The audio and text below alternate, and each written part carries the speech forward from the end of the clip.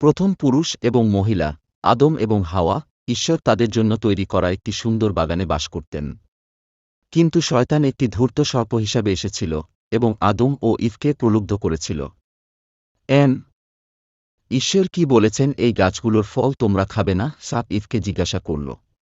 শুধু মাঝখানে গাছ, ইভ উত্তর দিল, আমরা যদি এটি থেকে খাই তবে আমরা মারা যাব।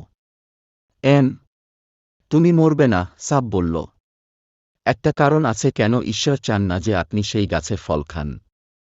যদি আপনি তা করেন তবে আপনি তার মতো হবেন। তিনি যা জানেন তা আপনি জানতে পারবেন। ইভ ফল খেয়েছে। সে তার সাথে থাকা আদমকে কিছু দিল। সেও খেয়েছে।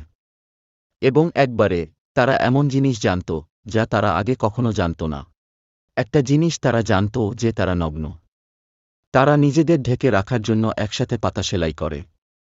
তারা আগে কখনো ভয় বা লজ্জা অনুভব করেনি, তাই তারা জানত যে কিছু ভুল ছিল। আদম, ঈশ্বর ডাকলেন, ইভ। আমরা লুকিয়ে আছি, অ্যাডাম বলল। আমরা নগ্ন। আপনি জানেন কারণ আপনি গাছ থেকে খেয়েছেন। ঈশ্বর দীর্ঘশ্বাস ফেললেন। তখন আদম ইভকে দোষারোপ করলেন এবং ইভ সাপকে দোষারোপ করলেন। ঈশ্বর বললেন, সর্প, তোমার পেটে হামাগুড়ি দিতে হবে। একজন মহিলার ছেলে তোমাকে পরাজিত করবে। ইভ, প্রসব বেদনাদায়ক হবে। আদম, খাদ্য বৃদ্ধি করা কঠিন হবে। তারপর ঈশ্বর আদম ও হাওয়ার জন্য পোশাক তৈরি করে বাগান থেকে তাদের পাঠিয়ে দিলেন। তিনি সেখানে একটি জ্বলন্ত তলোয়ার দিয়ে একজন দেবদূতকে রেখেছিলেন, যাতে তারা ফিরে আসতে পারেনি।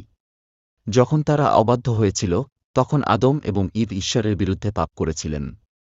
সত্য, মিথ্যা? কমেন্টে বলুন। আরও ভিডিও দেখতে হলে চ্যানেলটি সাবস্ক্রাইব করুন।